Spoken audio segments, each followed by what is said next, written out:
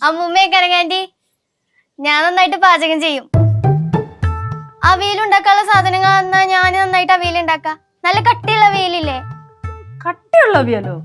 തിക്കായിട്ടുള്ള നല്ല പെരണ്ടിരിക്കുന്ന. ഹരിത ചേച്ചി പറഞ്ഞതാ. ചാൻസ് കൊടു, അവള് പൊളിക്കട്ട്. പൊളിക്ക്. മെർലിൻ ചേച്ചിക്ക് പാചകമൊന്നും അറിയത്തില്ലേ? വല്ല ചിക്കൻ കറി ഒക്കെ ആണെങ്കിൽ ഞാൻ നോക്കിയാനെ. നിനക്ക് അന്ന് വീട്ടിൽ വന്നപ്പോ ബീഫ് കറി ഉണ്ടാക്കി തന്നില്ലേ?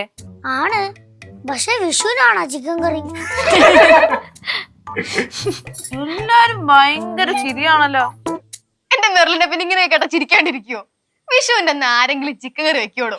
അങ്ങനെ അങ്ങ് മെർലിനെ കളിയാക്കൊന്നും വേണ്ട. ചില സ്ഥലങ്ങളിലൊക്കെ വിഷുവിനും ഓണത്തിനും ഒക്കെ നോൺ വെജ് വെക്കാറുണ്ട്. അതെ, ഇന്നത്തെ അവിയല് കഴിച്ചു കഴിയുമ്പോഴും എല്ലാവരുടെ മുഖത്ത് ചിരിയൊക്കെ കാണണം കേട്ടോ.